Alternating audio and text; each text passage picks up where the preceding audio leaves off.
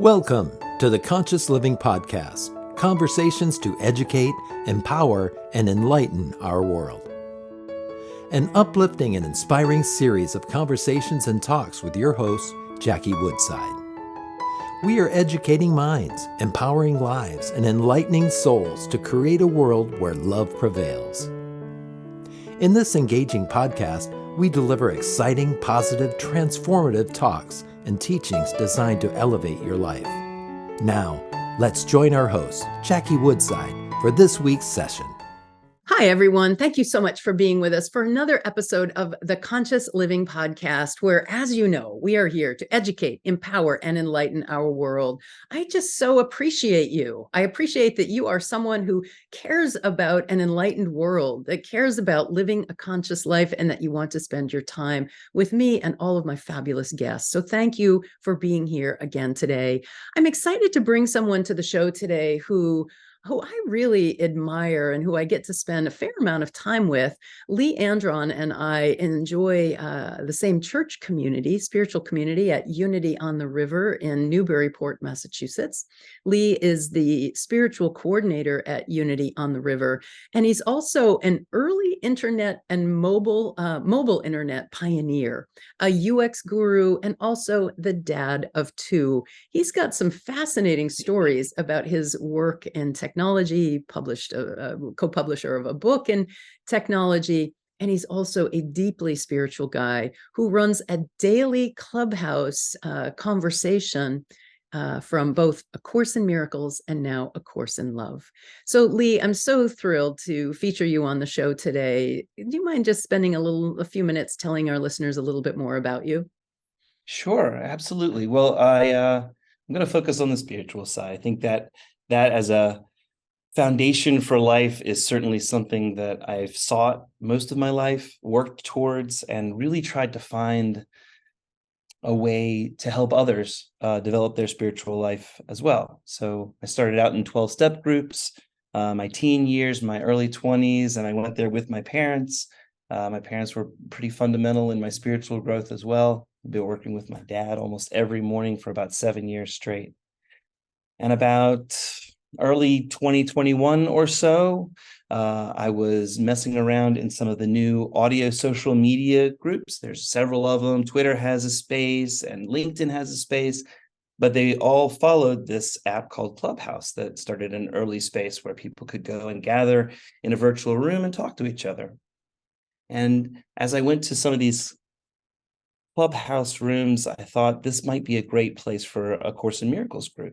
I had led a Course in Miracles group for about 10 years at that point, and it met every week on Thursday.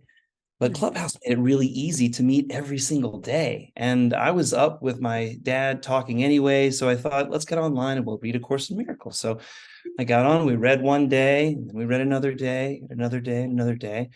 And then officially on July 4th, we started reading, and we haven't missed a day since. Today was 690 days in a row. There were 137 people in the room, and we went for about 2.5, almost 3 hours, 2 hours and 45 minutes. Oh my gosh. Every day is about 2 to 3 hours long, and we start out by reading something from either A Course in Miracles, or now we moved on to A Course of Love. I really think that A Course of Love is written by the same author that wrote A Course in Miracles, and I believe that's Jesus Christ. He identifies himself here, and it really is the same tone, the same voice, the same type of instruction. A Course in Miracles is a very psychologically heady kind of course that teaches you how to train your brain into thinking a certain way and to realizing you're not just your ego, you're not just your body. There's a spark inside of you of life.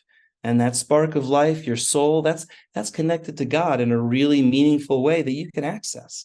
And so this Course in Miracles and A Course of Love, they both help you develop a way to get this awakening. And if one of them doesn't work, there's a good chance the other one will. One of them is really focused in the head, and the other one's focused in the heart, the mind, and in knowing and trusting your gut. It's a deeper sense of knowingness. And for that clicks for a lot of people, especially in kind of the female range. It really clicks a lot more. And I think if you want to think of a divine feminine kind of approach, this Course of Love might be a divine feminine approach to A Course in Miracles that feels more like a masculine, heady, push your way through it kind of way. This is more of a relaxed receiving, and it's time to stop learning and struggling and get back into a knowingness. We tap into that deep sense of oneness that we all have.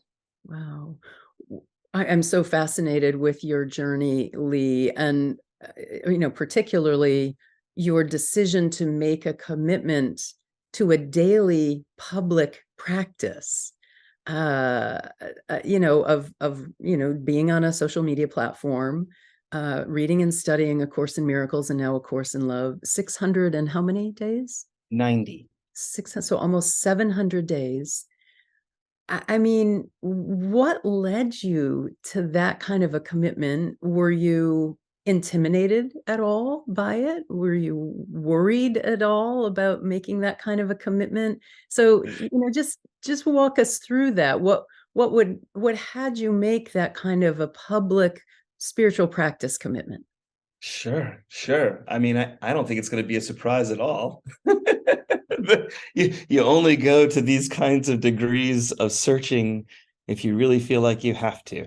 And I was involved in the breakup of a relationship that I didn't really feel was my fault, and I got mistreated, and I was searching for a way to understand how that could be fair in life. And I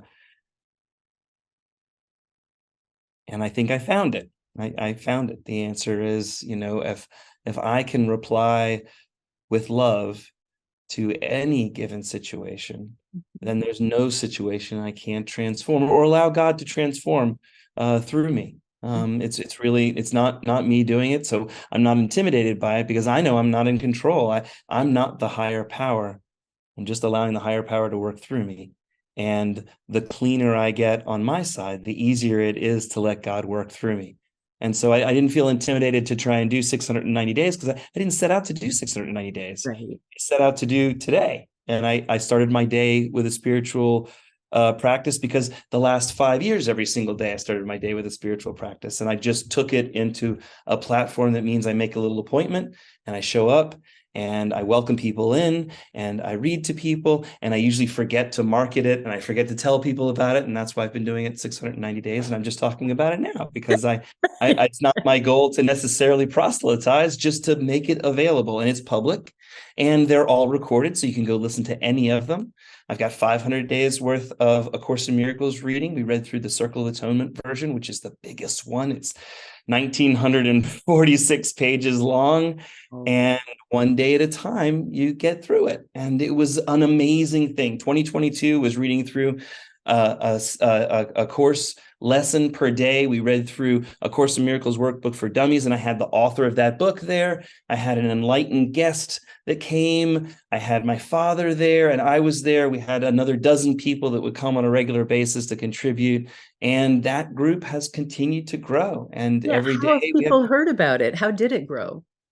Well, we talked about it on Facebook and a couple of other places like that, but only online. Really, it started in 2021, so we're at the tail end of COVID, everything being locked down, and everybody's used to Zooming at that point, and so we kind of rode on that a little bit. And it's not a huge group. Sometimes it's only 50 people. In fact, most days it's about 50 people. This morning was a little bit of an outlier. Huh. And that just kind of random, no particular reason why it was a larger group today? Well, it's funny you should ask. So on Clubhouse, there's a lot of different houses and different kinds of things to participate in. On Mondays, we participate in the Global Autism Group because there's a large group of people, neurodivergent people that can benefit from some of these kinds of learnings. And on Thursdays, this morning, we're in the Sustainability Leadership Group, and there's a lot of people who do sustainability buildings and things like that. My dad's an architect who's done solar for a long time, and that's something that's close to our heart. Taking care of the earth takes care of us and takes care of the planet and takes care of, helping God help us. So it's all kind of melds together, and this helps spread the word too. Wow, that is so, so great. So you said you've had, 5 years before this, had already had a spiritual practice. Yeah. So can you talk to us a little bit, Lee, about your understanding of a daily spiritual practice and how that enhances or is a cornerstone of living life consciously?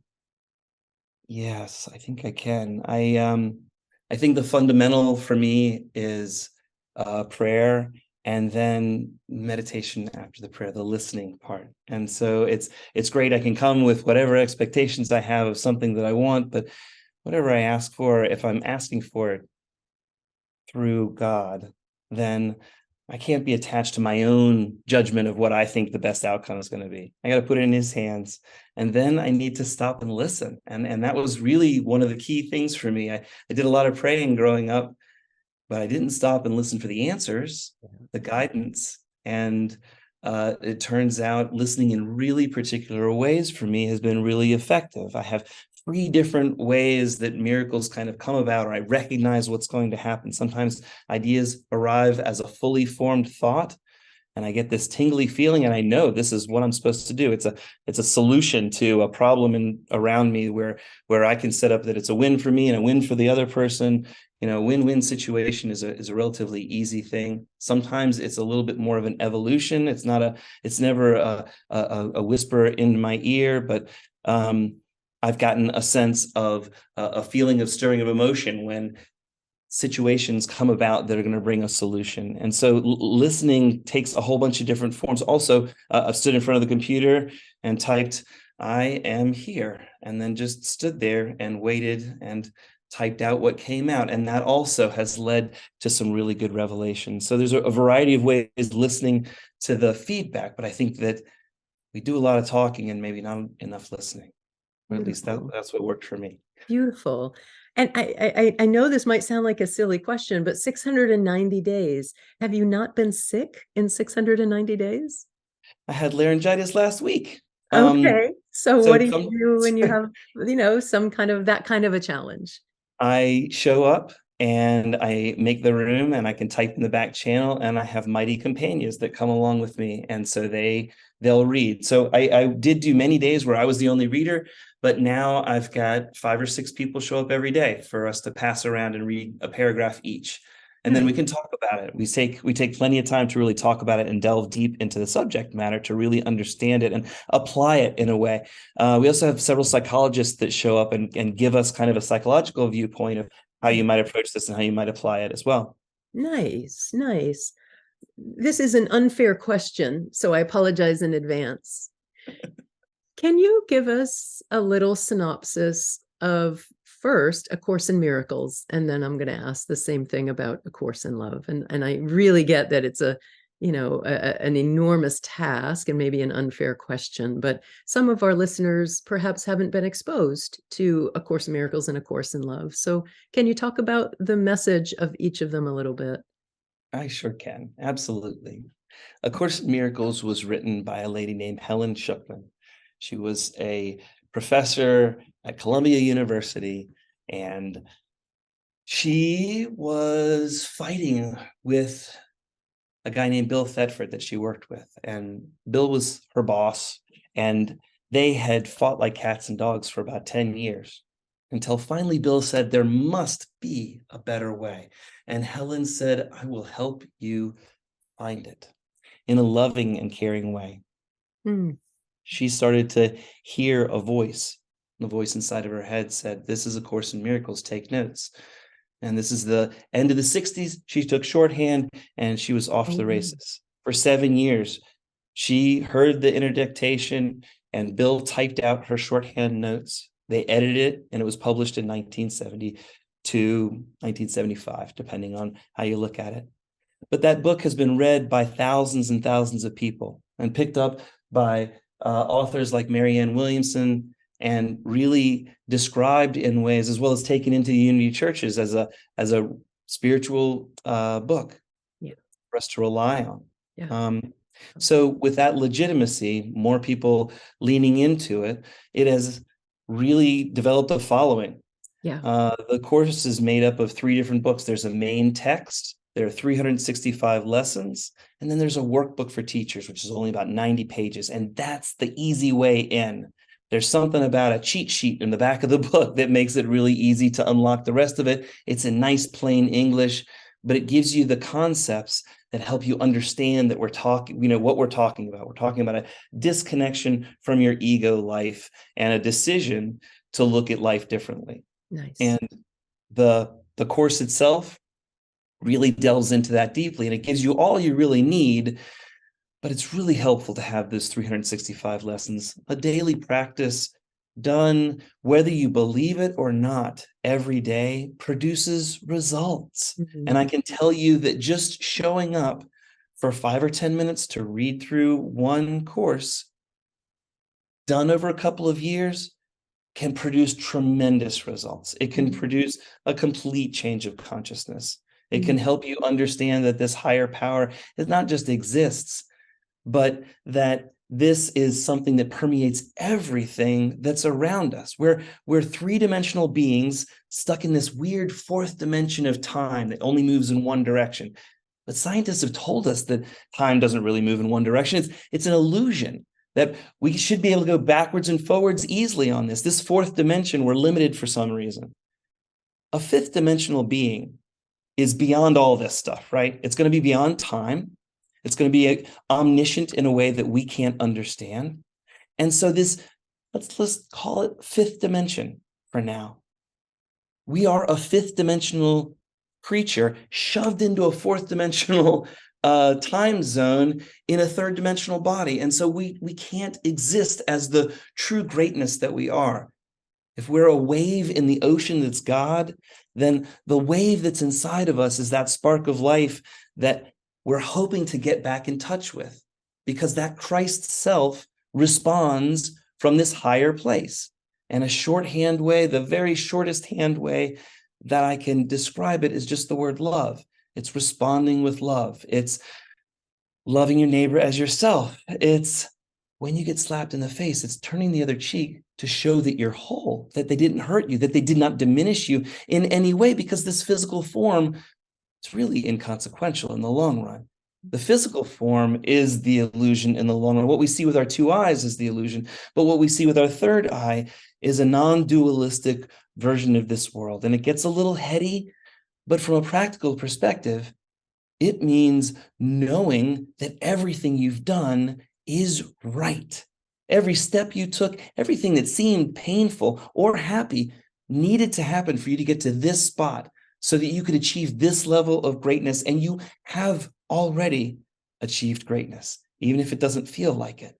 Mm-hmm. So A Course in Miracles gets you to that possible point. But for some people, that's not quite enough. And it doesn't really resonate with what's going on inside of them. And these feelings keep coming up, and your gut is still uncomfortable and it's not resolved. And so it can be really helpful to take it down into the body. And A Course in Love does that in more of a personal sense. And it talks about the first receiver, Marie Brown, the one who received this coursework, as likened to hearing a song for the first time. If I hear a song, I hear the song and it's beautiful. You hear the song, you hear the song and it's beautiful. It doesn't diminish the song at all for you to hear it later than I hear it. And so the point of this is that we can read Jesus's words. We don't have to go through an intermediary. And if you practice this little course day by day, it will teach you how to listen to the sound inside of you, how to know the answers. Ask a question, pray for something, and get an answer that makes sense for that specific prayer. It's the hope of every religion, and it shows that every religion got it right to some degree. There's a path up the mountain with every single religion. This is just one that worked for me, but everybody has their own particular path here. And this can work to help you shortcut your path, whatever that happens to be. It's a really beautiful summary. I think for myself, when I was working with and when I completed, I don't know that I ever completed, but as I've been working with A Course of Love, and I have now gone through the whole course, what it gave to me was this kind of ongoing experience of being in the presence of God, Yes. an ongoing dialogue with the creative element of the universe, rather than just my egoic yammering in my head. Yeah. That was a tremendous shift in my consciousness. Yeah, it too is made up of three different volumes. There's the course, and then there are these treatises, these deep dives into four specific subjects, and then there's the dialogues. And the dialogues are really that. It's really a conversation that feels like a back and forth with the God inside of you, tapping into that and starting that conversation so that you start to get comfortable. It's like training wheels on a bicycle. Yeah. But once it's there, it clicks in, and all of a sudden the whole world opens up. Yeah. It's just lovely to think about, when you just said the whole world opens up. I just imagined for a moment the whole world studying A Course in Miracles and A Course in Love. That Well, would be lovely. yeah, what do you think? Maybe not even the whole world. Let's say a tenth of the world, or a third of the world. 1%. Yeah, Sure. yeah. What would happen? What's your vision for that? I really believe that the returning of the Messiah is here, and it's happening in a really specific way. Jesus was a rabbi, a teacher. That's what rabbi means. And he was kind of the epitome of the peaceful teacher. In every religion that mentions him, he comes along as a prophet talking about peace and love. And I think he's just come back to work through us. And it's not just these two books. There's a lot of spiritual books that can help you reach enlightenment. But getting to that enlightenment means getting to the peace where I realize I'm one with everybody. And when I realize I'm one with everybody, I'm not going to fight anybody. Right. That's when we stop fighting and we start really living. We start really generating all the abundance that needs to happen, fixing all the problems that need to be fixed, working in sustainable ways.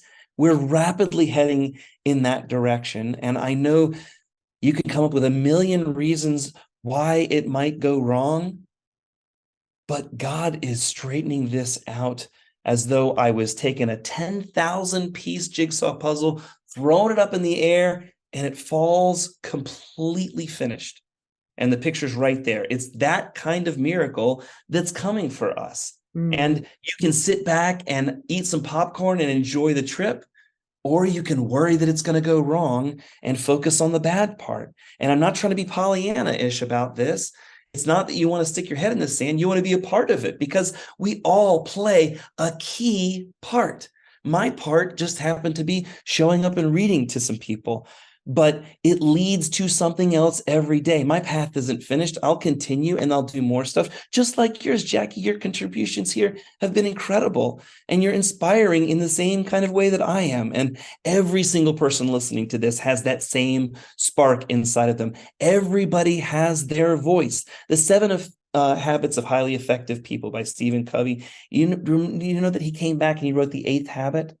And that's to help others find their voice. It's to find your own voice and then find a way to get that message out. Everybody comes up with their own silver bullet. They're all the hero of their story, and it helps to tell your story so that others can find their way through. I found through forgiveness the release of all of the love I always was searching for. And I looked for it outside of me, but it's right here inside.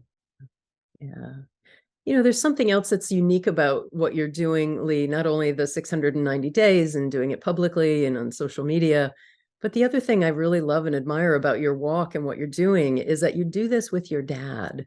Yeah, Can you it's great. say a little bit about that and how that came to be, and how that, impacts your relationship with your dad? Sure, absolutely. So I was an only child growing up, and Dad was fundamental. He was searching too. He was born an Orthodox Jew. He dabbled in Scientology for a little bit, but settled into a Christian church. We went, and then we started in the 12-step groups together. And that's, again, coming back to a single God, right? A higher power there. My dad led the Alateen group that I was in. And so he was a sponsor there. And we kind of went neck and neck, learning the 12 steps, doing the 12 steps. The 12th step is a promise of an awakening as well. having practiced these practices in all our affairs, for instance. And so that whole piece of the 12 steps is elevated in A Course in Miracles. I believe it's the same kind of Jungian psychology. It's the same kind of approach to living. And whereas the 12 steps is kind of like elementary school, the fundamentals to kind of get through, and you can apply these 12 steps to almost anything. A Course in Miracles is 365 lessons with a Swiss Army knife of tools for you to work with. And through all of this work, you really get to a point where you're clearing out, hopefully, a lot of the resentments and character defects and things that get in the way. And that's what growing up is all about. And so even becoming a father myself has helped me understand him better. And as I do these daily lessons, there's times when my kids are here and I'm getting ready for school and I take this on the road with me. So my dad fills in and he talks about what's going on. We really hand off very well, and we fight too. And then we share that with everybody and we all learn from it. Nice. And it's helped me with my mom too. And shortly before we started, I know I said I was an only child, but my sister found my father after 50 years of searching. Yeah, And so do you now, want to tell that story? And yeah, Linda, my sister, was born in Vietnam. My dad was in Vietnam, and there's a little video that we could link to as well where she meets him for the first time. But it's a really joyful reunion. He had told me that I might have a brother out there somewhere, and it turns out it was a sister, and she's amazing. She's half Vietnamese and half my dad, and lives down in Texas and is opening a nail salon that opens tomorrow. Wow. A soft launch tomorrow. So Wow. she's incredible, though. I've learned a tremendous amount, and this is a great example of a Course in Miracles type miracle. It is a transformation of something that I thought was always this way. I'm an only child. It's just me, to now having a sibling and 6 nieces and nephews, and Wow. my dad's first great grandchild is on the way too. How exciting. How Yeah. exciting. The happy ending is that my sister gets my dad to walk her down the aisle at the end of the year. She's getting married, and she's always wanted him to be able to walk down the aisle. So it's a happy ending. That is just such a beautiful, beautiful story. And how did they become reunited? The DNA match and genealogy search found out that the birth certificate had spelled his name incorrectly. And as soon as they got the words and space Ron, they got the space out of the way, it was a piece of cake to find. It took 30 minutes. Wow. And Yeah. she found you guys, or you guys found her? She worked with a genetic archaeologist who goes out and tries to find these things and solves these things. And we're trying to help this lady do a lot more of this, because it was such a great thing in our life. I think a lot of other people could benefit from it as well. Beautiful. Beautiful. I love it. Lee, thank you so much. Anything you want to leave people with? We're going to, in the notes here, we'll have a link to, you have a website where people can get on to your daily reading, right? So we'll link to that. And I want to share with people, there's also a free app that's a Course in Miracles, or ACIM as it goes by, a Course in Miracles app. So you can actually have that right on your phone and do a lesson every day on your phone. I don't know if there's one for A Course in Love. There probably is, but not yet, but there will be soon, I bet. Okay. So, what would you like to leave people with as we wrap up here? Carve out 15 minutes a day just to start a daily practice. Anything that you start with can produce an immense change. Just a little bit every day makes a huge difference. It's so fundamental, right? Living a conscious life. I do like to say that 15 minutes of self-reflection or journaling or a gratitude list or spiritual reading, something every day, but also I do have to add to also make your life your spiritual practice. Truly, yes. Yes, that's where you end up for sure. But you got to start somewhere. You got to start somewhere. Yes, exactly right. And starting at 6:30 a.m. with you and your Clubhouse group is certainly a great way to do that. It's a good option for sure. Yeah. Thank you so much for what you're doing for the world, raising consciousness on the planet, bringing A Course in Miracles and A Course in Love to so many people in such deep and profound ways, and creating the community of people around you that you have. I really, every time that I've joined, it's really lifted me up for the whole day. So thank you so much for that, and for your friendship, and for everything that you're doing for our church and the world. Truly my highest pleasure. You're so welcome. Thank you, Jackie. Bye-bye now.